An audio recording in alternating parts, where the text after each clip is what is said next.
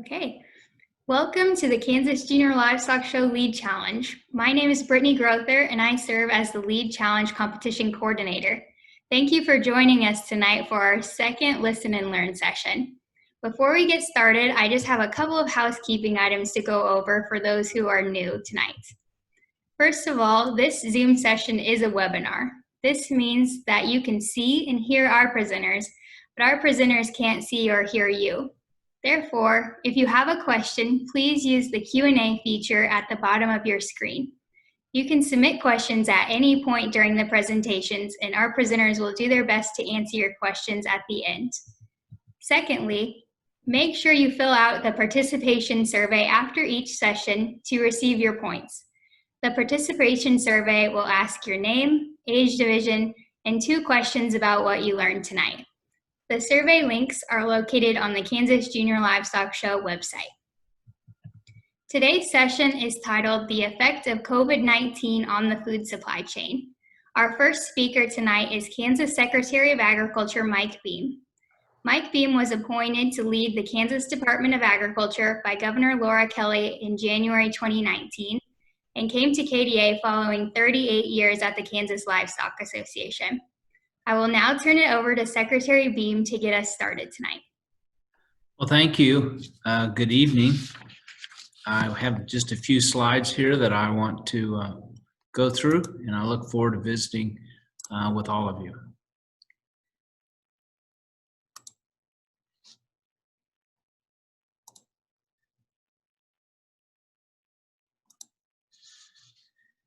Well, first let's start out with what is the food supply chain, or what is a supply chain? And we can simplify it or go into great detail, but from a high level view, as far as agriculture is concerned, we look at it: production, processing, distribution, and consumption. So it can be somewhat simple. And one example that Brittany reminds me that if you are a vegetable grower and sell direct to consumers, so for example, you raise tomatoes, there is a supply chain as far as getting the seed and planting and growing, but it's pretty straightforward. It goes directly, in this case, in this example, from you to the consumer, a family that will eat it soon after. But on a more complex level, if you think about it and you look at the graph here on display, you look at production. So there's many aspects to production. It may be selecting, for beef cattle, it may be selecting a heifer, growing the heifer, selecting a bull to mate it with. The animal, the calf is born. If you don't have calves, then that stops that chain right at that point. But then there's a whole process of raising the calf, and then many times in Kansas, those calves are weaned and sold. And so it goes often through a marketing channel that's part of the food chain. And then someone may purchase that animal and grow it and feed it. And of course, the feed supply that goes into that animal is all part of that food chain. Then the animal would go to a harvest facility or a beef processing plant, as depicted by the second portion. And that animal is then converted from a live animal to cuts of meat. And then oftentimes there's multiple steps between the processing and distribution, which should include transportation. And that is a very key part or sector of the food chain, is moving this along. Then distribution can be through hotel restaurant industry, school cafeterias, grocery stores, convenience stores, or whatever. And then ultimately, of course, is consumption.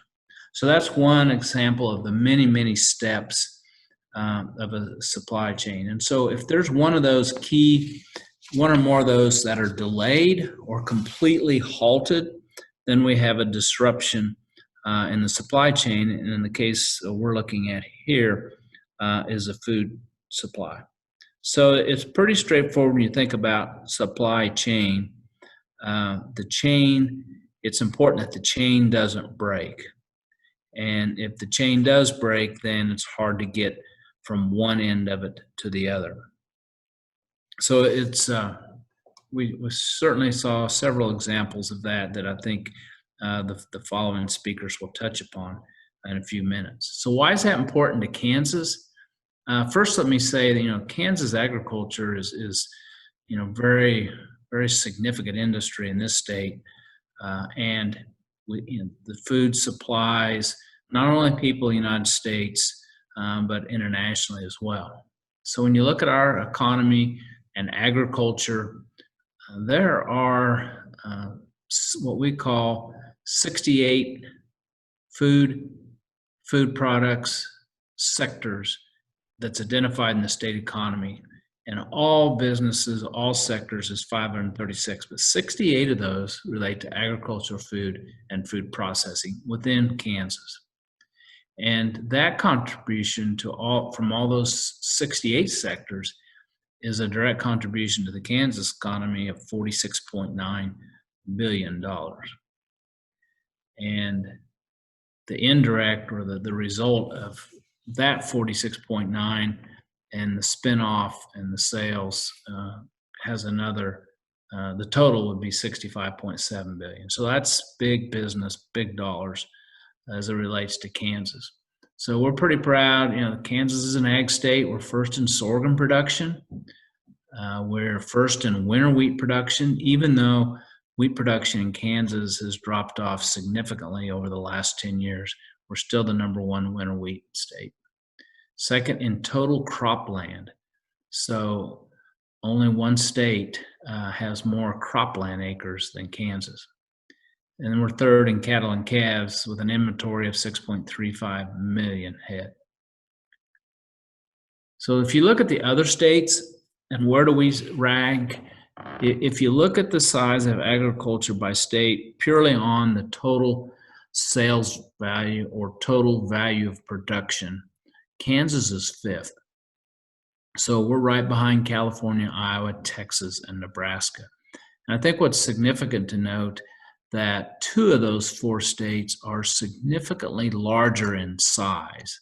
So California and Texas would have significantly more land mass devoted to agriculture than Kansas, but yet we're still right up there with them as far as the value of production.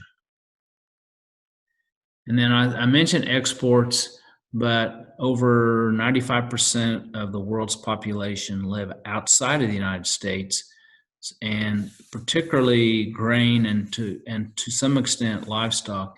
We are so dependent upon overseas markets. And from Kansas alone last year, the ag exports were about $3.8 billion. And the #1 export commodity from Kansas is meat and edible offal, which is kind of a product, edible product that we don't consume a lot of in the United States, but it's very popular and in demand in other countries. And our major export countries that we rely on are Mexico, Japan, Canada, South Korea, and Taiwan. So our export and our feeding the world is still all a part of the supply chain or the food supply chain. So Brennan, let me stop there to see if there might be any questions.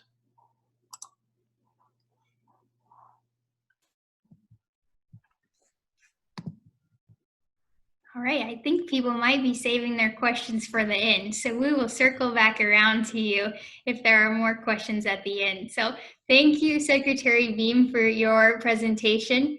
Our next speaker is Dr. Sara McReynolds, and she serves as the Assistant Animal Health Commissioner at the Kansas Department of Agriculture. Thank you, Dr. McReynolds, for taking time to speak to us tonight about the livestock industry. Thank you, Brittany.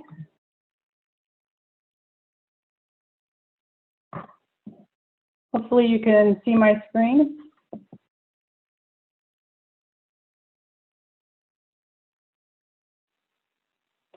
Okay, I'm going to dig a little bit deeper into what Secretary Bean talked about, the different aspects of the food supply chain, and I'm going to focus in on the production and processing and talk a little bit about the impact of COVID-19. So as you all are aware, with COVID-19, it's certainly a human health issue, but the impact on the food supply chain as far as animal health, it really wasn't an animal health issue, but it actually became an animal welfare issue for us. So the reason that happened, I have just a picture of an escalator to talk about the food supply chain, focusing in, talking more about swine and then the poultry industry. If you think about the way an escalator works, it continuously moves.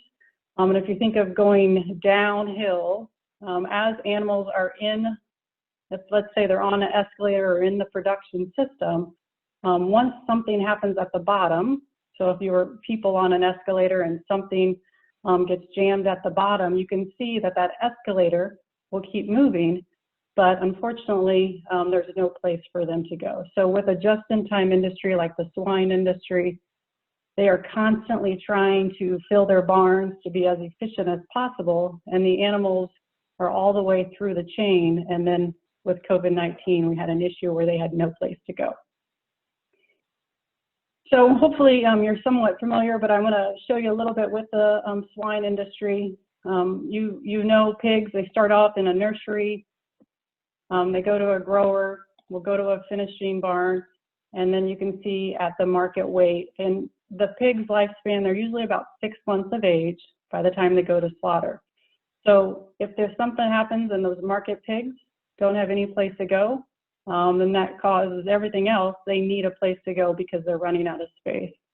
And we have the same thing happen with the broiler industry, definitely with a short lifespan, start off with a hatchery, go to grow out farms, and then they're ready for processing just in 47 days.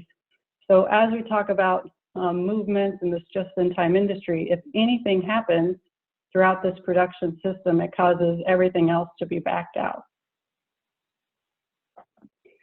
So with the impact of COVID-19, I have a couple pictures there on the lower left of grocery stores, and I'm sure you or you heard from parents or other family members what grocery stores look like. The shelves were bare. And at the same time, we had different animal health production systems as far as dairies and egg layers, our swine industry, our beef producers. They also didn't have a market for their products. In the upper left hand, that's a picture of a dairy opening a valve and just dumping milk. And the reason that had to happen with this outbreak, with the COVID-19, is people were still going to the store, and you can see the shelves were empty. But unfortunately, it wasn't a possibility for everybody in the dairy industry to suddenly just start filling milk cartons to go to the grocery store. Some companies are used to sending milk as a wholesale to schools or to restaurants or to coffee shops. And just in a week or even weeks' time, they suddenly can't get all the products they need, the logistics to move them. So their only option was to dump milk. And we saw the same thing in the egg layer industry. There's a lot of egg layers where all those eggs are actually go to an egg breaker, and then in a more of a tank will go to restaurants, schools, universities. And when suddenly the schools are closed, the eggs actually, they can't just get cartons or change their process on a dime. It takes time to change the market outlets for those. So those were all some of the impacts. We saw a lot of people talk about why are the grocery stores shelves empty, and then our producers are having to dump milk or get rid of eggs. And I know we're going to hear more a little bit about next from our next speaker about the grocery stores. And I'm going to focus a little bit more into the pork industry because that is, as I talked about at the beginning, a definite just-in-time industry. They run out of space with those pigs, and thinking of that escalator, there is no place to go. So on this chart, if you look at the red line, that really we expect that to see that go straight across that graph. That's what we'd see about in a typical year. And that red line talks about it's the pork processing capacity. So if you think about all the processing facilities that slaughter pigs, they have, if they're at 100% capacity, so if everything is going great, we should be able to meet that need and have enough capacity for all the pigs in production. And as you can see on this graph, how that red line drops down right around in the end of April, we had lost the capacity. So there were pigs that were at farms and ready to go to market, but there was no place for them to get slaughtered. So that completely dropped down due to COVID-19. And that happened for a few reasons. One reason is, like I talked about at the beginning, this was a human health issue, not really an animal health issue. So as workers were getting exposed or becoming infected with COVID-19, they weren't able to go to work. Just like anyone, they would get quarantined for 14 days. And the workforce wasn't there at the slaughter facilities to be able to process those pigs. And just another picture, and this is focusing in, you can see a lot of those states that are the top agriculture states are also the top swine states. And those circles that you see on this graph are showing the facilities that slaughter pigs, and the green ones are the ones that are running at full capacity. And this was as of towards the end of May. So we're even a month later from the initial graph showing that we already had lost a lot of capacity. And there's only a handful of the facilities that were running at full capacity at the end of May, and the yellow ones are at reduced capacity. So as it continued through this outbreak, more people were certainly exposed, causing, again, the decreased capacity that was available at the processing plants. And unfortunately, there was no place for those market pigs to go.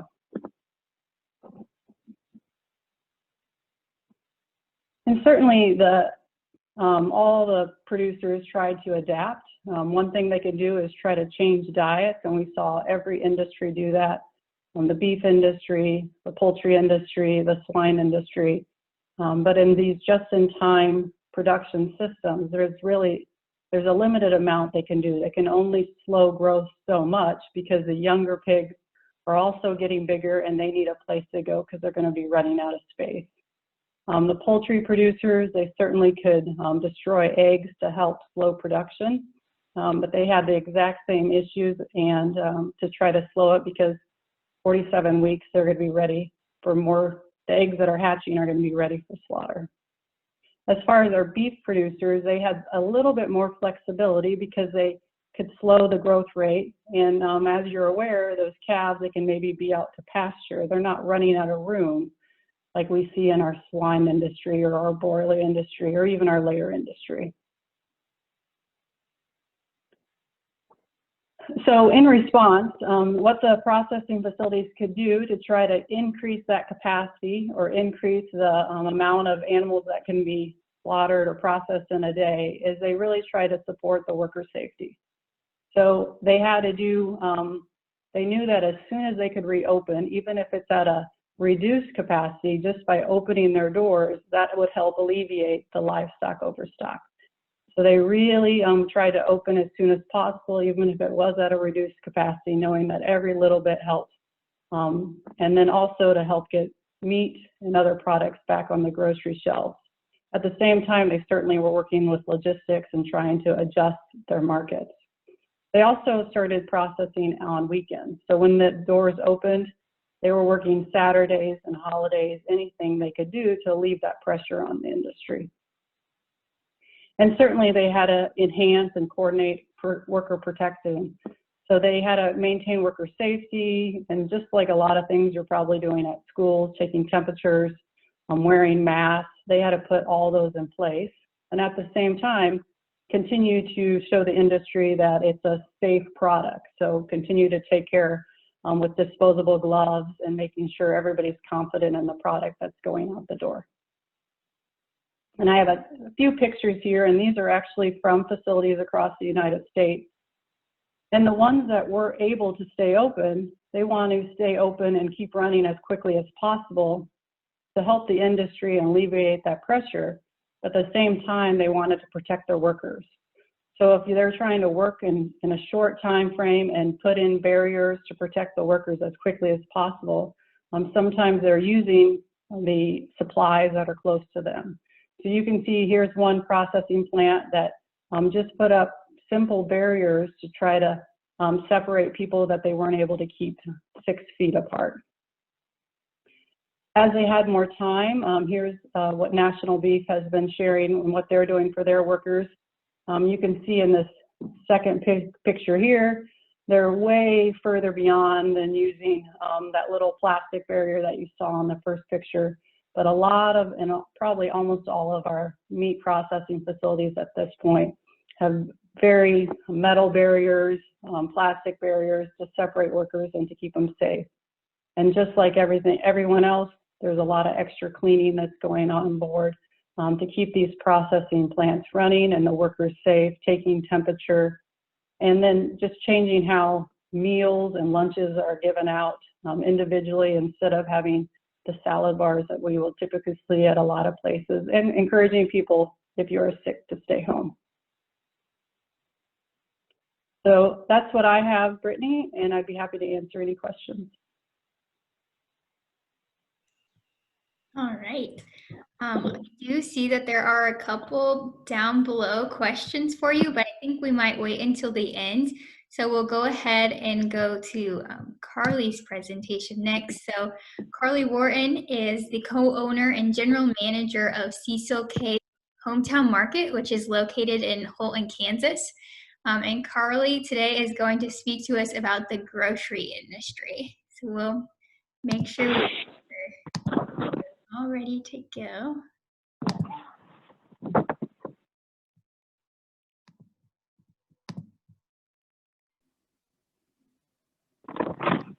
Okay. Hello. So thank you so much for having me. I'm going to come off of what Secretary Beam and Dr. McReynolds talked about from a slightly different angle, because at the grocery store, we deal more with the retail customer and the people who are buying the food to consume it. We're at the grocery store, we're one of those channels for consumption. So in Secretary Beam's chart of the food supply chain, we would be that distribution piece. And within that distribution piece, there's actually 2 different components. There's the grocery store, Cecil K's, or any grocery store really. And then there's also the warehouse where we get our product from. So when you think about a producer or a processor like National Beef or Tyson, our warehouse, AWG, or Associated Wholesale Grocers, they're buying from those processors, and then they have the product to sell to us and the hundreds of other grocery stores around the country. So AWG, our warehouse, they have a normal workload of what they're used to doing. And when March hit, and that's really where Kansas started to see this uptick in food consumption through the grocery chain, that was a very interesting time, because what we saw at the grocery store, and this was even before the schools had closed, I would say right before, we saw people filling their shopping carts more than what they normally did. So like Dr. McReynolds talked about, the food supply chain these days is very much a just-in-time industry, and that goes all the way to the retail end, where people don't really maintain a whole pantry of groceries at home. They come to the store today to get what they're going to cook for dinner tonight. So that just-in-time mentality goes all the way to the end consumer. So when they saw that there's a risk of potentially being quarantined or locked down in their homes for an extended period of time, everyone came to the grocery store at the same time to restock their pantries. And what that meant for the grocery store was that we saw our revenue, or the amount of business that we were doing in a day, we saw that basically double within the span of 2 to 3 days. And what that meant for our shelves were like the pictures that Dr. McReynolds showed, where our shelves were empty and we couldn't get product fast enough from our vendors to restock the store. So that problem trickles up to our warehouse, where they have a whole few hundred stores going through that exact same issue of needing to restock a large amount of groceries really fast. So they had to do something. They had to, basically, we saw our business double, they saw their business double, and with a certain number of staff, it just wasn't possible for everyone to get everything that they were ordering. So they put limits on us. They put limits as far as how many cases could we order per truck. So at our store, with as much groceries as we sell, we get 2 trucks a week. And they told us that we could get basically 600 or 700 cases a week between the 2 trucks. And that was about half of what we needed to fill the shelves. So pretty quickly, it became obvious that we weren't going to be able to stock our store like we were used to. And that meant that the customers coming into our store weren't going to see the full shelves that they were used to. So from our side of, owning the grocery store and having built a relationship with the community for the last few years, we thought it was important from the get-go, from 2 or 3 days into this mad dash that people were making to stock up their homes with food, we started communicating daily with our customers on our Facebook page.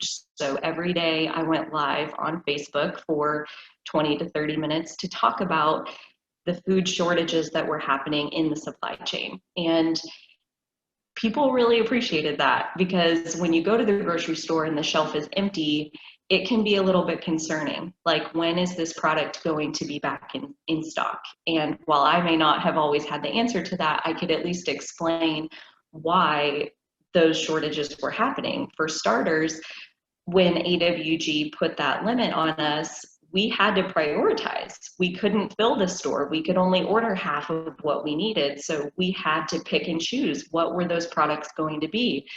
So we opted for as much produce and as much meat as we could fit into the order, and then we filled the groceries as best we could. And we knew that that was going to leave holes on the shelf. For other vendors, like our bread vendor, the pop vendors, lots of other vendors, they had to cut production so that they were only making their most popular items. And that meant that some things just weren't getting made. So it was impossible to get them back. So it was a huge adjustment in the food supply chain, that it ripples, like Secretary Beam talked about. If you have even one stage of the food supply chain get halted, it ripples forward and backwards, and everybody feels it. So to watch the customers come into the store and expect that just-in-time mentality was going to serve them even in this crisis, and watch them look at the empty shelves and just be flabbergasted that they can't come and buy anything that they want, it was a very interesting time. So as we had limits placed on us from our warehouse, which had trickled down from the producers, we placed limits on our customers. One of those things was on our ground beef. We had people coming from 90 miles away to buy ground beef from our store. And we were constantly out, and getting more product in that we could grind and sell was constantly restricted. Even if we could get a big enough order, the warehouse would only let us have 2 or 3 boxes of clods. They wouldn't, clods, what we grind down into ground beef, they wouldn't let us have anything that we wanted. So we got creative and started grinding other things like bottom round and more leaner meats into our 90%. So there were solutions and things that we could do to be flexible. But doing things the same old way just wasn't an option. So we made those creative adaptations the best we could to help our customers have the product there in the store when they came to buy it. I would say the other piece of that is the communication playing back into it and trying to retrain the customers to think a little bit further in advance, that when they did show up this evening to buy what they're going to cook for dinner this evening, if what's not like what you wanted isn't there, then look for something different or come on a truck day. I did a lot of education. Like, we get our trucks on Mondays and Thursdays. So Tuesdays and Fridays are your best days to shop. It was a completely different mindset for people to think in terms of the food was basically being rationed at the retail level. And we saw that even in bigger stores like Walmart and Dillon's. Not quite as early as we did, but towards the end of the shortages, they were placing limits on bread and meat and those types of things that the producers just couldn't keep up with how quickly people were buying what was available.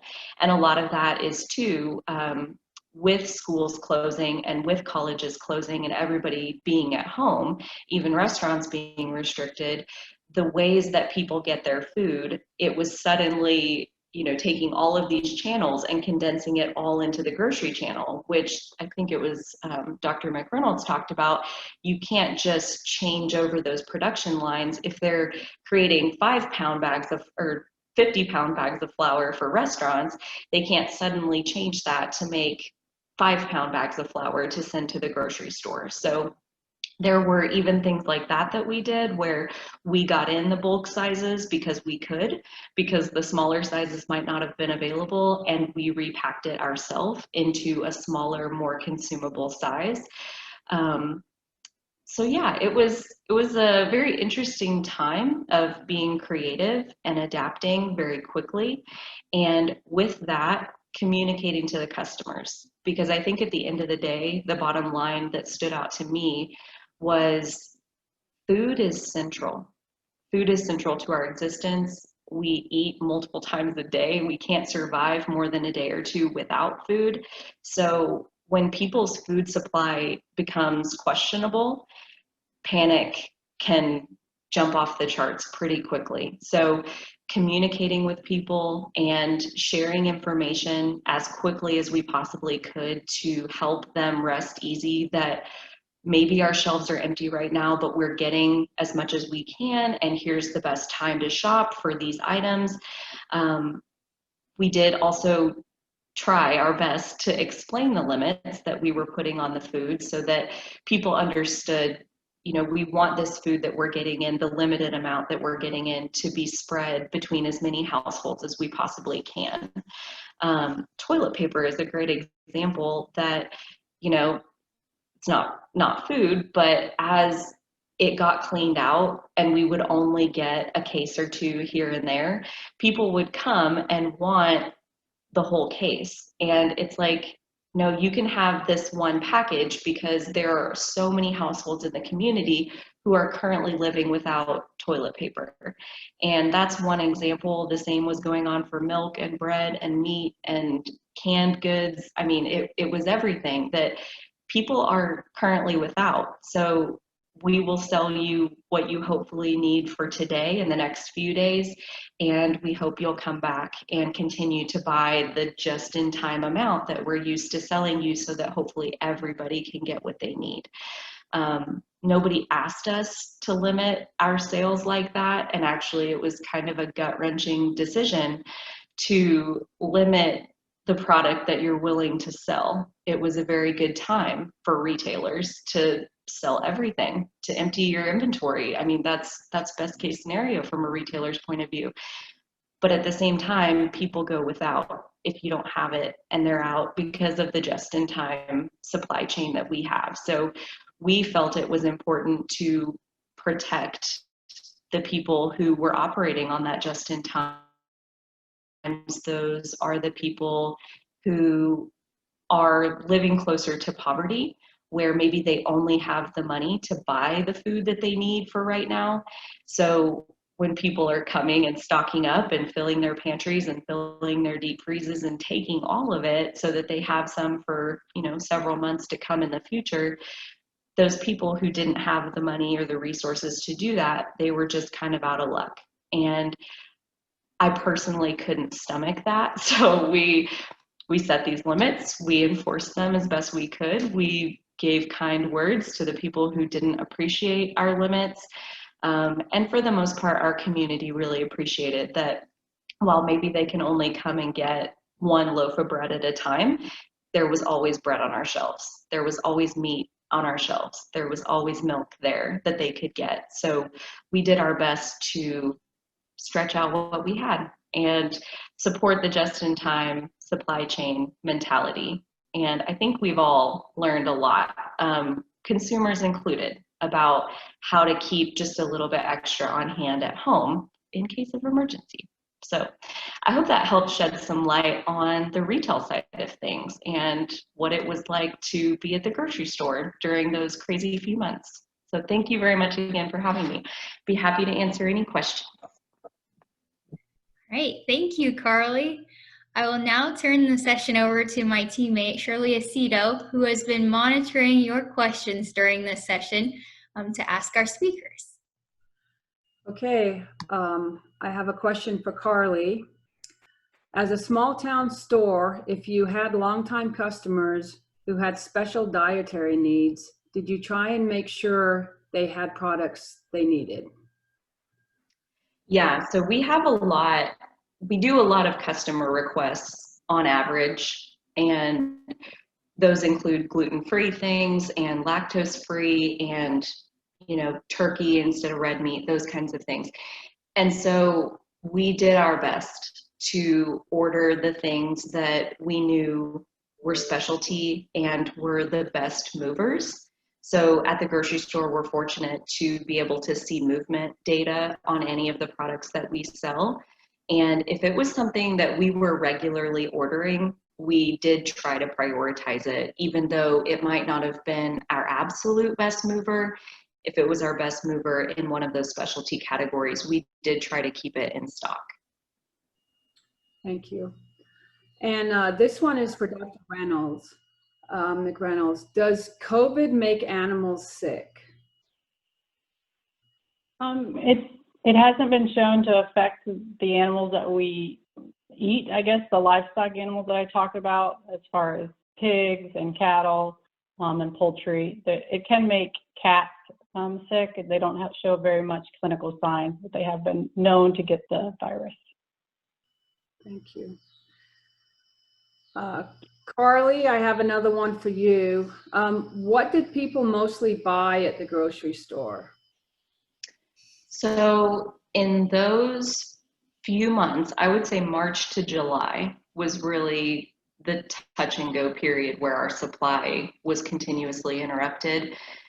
Our canned goods were, I would say, canned goods, rice, pasta. Those were the biggest ones that it just seemed like no matter how hard we tried, we could not fill those sections back up. And I think that's indicative of people wanting to restock their pantries and get themselves into a good situation where if they couldn't find it at the grocery store, they knew they had kind of backup supply at their houses. We also saw a lot of people who had never owned a deep freeze for meat. They bought a deep freeze, like you couldn't find a deep freeze. And that meant that they were coming wanting $600, $700, $800 worth of meat. So again, they were coming from an hour, 2 hours away to make that investment at our store. And we would sell them what we could, but still wanted to enforce the limits so that, again, they didn't wipe us out, so that everybody who showed up could hopefully get at least a little bit. And Carly, did you try and buy products from the farmers around your town for the store? Did you try and go locally? We didn't. We do have a regular supplier, Yoder Meats. Yoder is down by Wichita, and the co-owner of the grocery store also owns Yoder Meats. He also owns Bowser Meat Processing. So we have those suppliers regularly coming into the grocery store. So we maxed out the ground beef that we could get from them. We also got a ton of eggs from Yoder. We always get farm fresh eggs, but we were getting like quadruple the shipments of eggs from them, basically as much as they would send us. So we maxed out those relationships as much as we could, but we already had those in place. We didn't reach out to any new farmers during that time. Thank you, Carly. And Dr. McReynolds, was the sheep industry affected by COVID? Not as much. They're a lot like the beef industry with a lot more flexibility. They can have the lambs out to pasture. So certainly with the processing facilities for sheep, it would have been the same issues that we saw in our other processing facilities, but they're not quite as limited on space due to the way they're raised. Thank you. And the next question that I have is for Secretary Beam. They would like to know what your day-to-day job is like. Oh, well, I would say there's not any 2 days alike. Yeah, it's really fun. But there's just a lot of really super employees in our office and in the field that kind of specialize in the various programs. And so, they try to take care of a lot of things, but sometimes, with those challenges or opportunities, they'll come to me and Deputy Secretary Kelsey Olson, and we'll work through that. And then, of course, we have to work with the governor's office and legislators on, the laws that we are to enforce and how to utilize the funding that's provided us. So it's, and there's just so many things, plants, small animals, livestock, animal health, weights and measures. I mean, there's just a lot of different aspects of the agency that we have a lot of good folks that work on daily. Thank you, Secretary Beam. And when COVID was happening, how did you talk to everybody in the state and update them on what was happening during COVID? One of the things we did was had a weekly call with a lot of stakeholders, basically organizations that work for farmers and ranchers of all types. We obviously couldn't meet and talk to all farmers and ranchers, so that was one way we could touch base and see what they're hearing from their members and their producers, and then we would share information that we know and learned. And probably one of the biggest things that we did was, we get a lot of calls during that time frame of, what's an essential business, what has, we didn't necessarily have make the decision on what was essential, but we had a lot of input into that. And our communications team spent a lot of time putting together guidelines so that like farmers markets and auction markets and a lot of these different functions that were still essential, but there were guidelines on how they might consider operating and minimizing the chance of spreading the virus. Thank you, Secretary Beam. This next question goes to Dr. McReynolds. When you were talking about the escalator, how do we keep that going despite COVID? Well, I think we definitely saw the industry do that. So looking at the swine industry in Kansas, what the swine producers did was they tried to find alternative markets. So if they typically sell to a processing plant and there wasn't any space at that, they try to sell directly to people who maybe could process a pig using a smaller plant in their local town, and just try to find different outlets. So instead of selling a whole barn load, they were selling maybe a handful at a time. The other thing they did is try to, if they had any extra space, they certainly slowed the growth and tried to make sure that as these plants were working extra days, So as soon as they got back open, if they were able to slow the growth, at a certain point, animals get too big to go through a processing facility. So that is something the farmers really had to work with. But if they were able to slow that growth, they could take advantage of extra days. So just, it's amazing what the farmers and ranchers did to try to prevent that escalator and the impact to them financially. Thank you, Dr. McReynolds. Carly, can a grocery store get all of your foods today? Are there any? Say that one more time.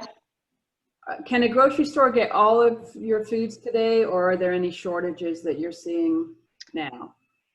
I would say at this point, and we're 6 months after all of this started, that we don't see any disruptions. I think everything that producers, processors had taken offline, they've brought back, and pretty much all products that were once available are now available again. I would say in meat specifically, every once in a while there's a one-off thing that you just can't get for a while. Bone-in ribeye was one here recently where we went 2 or 3 weeks and it just didn't show up. But overall, I would say from our perspective, the supply chain seems to have healed itself. So yes, most of them are now available. Can you mention some other changes that have been put in place that might help to make sure the shortages do not happen again in the future? I honestly don't know. I can tell you from AWG, from our warehouse's perspective, I know they increased the size of their staffing. Obviously, bringing new people on board takes time to get them trained and up to speed on how to pick and make pallets and get all that ready to ship out to the stores. But they did increase the size of their staff, even though now the demand has basically gone back to a normal level. They have that extra flexibility in case demand does spike again. Because basically their limitation was they have this certain staff and they were maxing out everybody's hours and overtime and all of that. And one human can only work so many hours a week to pick cases. So there's physically only so many cases they can pick in a week. But I'm honestly not sure further up the supply chain than what AWG has done. Okay, thank you very much, Carly. And it looks like the last question that we have is for Dr. McReynolds. Why didn't they build pens outside and keep the pigs longer until they could go into the plants? Yeah, and we definitely had producers that did that. Like I touched on with that last question, the processing plant is built for a certain weight of animal. So if they are able to slow the growth, and if the processing plant gets open and running at full capacity, they could do that. We definitely had pigs that maybe got put on a pen outside for a period of time, but at a certain weight, unfortunately, those pigs can't fit through the normal processing facility. You can picture, like we saw on that first slide of Secretary Beams, of that animal hanging on the rail. At some point, that animal is going to touch the ground, and that certainly isn't safe. We don't want that for sanitation reasons. So at a certain point, those animals get too big for our typical processing facilities. Okay, thank you. And it looks like there's one more question that's come in. I think this is probably going to be directed towards Secretary Beam. Was COVID-19 profitable in any way to the packers? Well, it's hard for me to know that, but I would say their expenses had to go up considerably. And the reason I said that is most of them had, offered more, paid their workers more, and more importantly, they continued to pay workers who had to sit out for 2 weeks, whether they were contacted or not. And the processors quickly put in a lot of those protections for workers that were shown in the pictures at Dr. McReynolds. And so in addition, some of the high-end meat products that they produce and sell go to restaurants. So the restaurants were closed. And in many cases, they converted that meat to ground beef to help stock the shelves, that Carly mentioned. And obviously ground beef sells for considerably less than some of the real premium cuts. So, I don't have access to their financials, but I can say that their costs were up and some of their sales were disrupted. Exports were disrupted.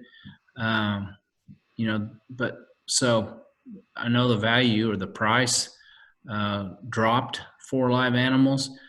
So there's potential for more margin, but obviously their costs were up considerably. Thank you very much, Secretary Beam. I'm going to turn it back over to Brittany now. All right, thank you, Shirley, and thank you to our presenters and those who asked questions tonight. Thank you to everyone who participated live this evening and for those watching the recorded version at a later date. Intermediates and seniors, please remember to sign up for a prepared speech time for Thursday or Friday of this week. Also, don't forget to fill out your participation survey located on the Kansas Junior Livestock Show website to receive your points for participating in the video today. Join us tomorrow night for our final session of our Listen and Learns, titled How to Advocate for Agriculture from a Social Distance. Thank you all for joining us tonight and have a good rest of your evening.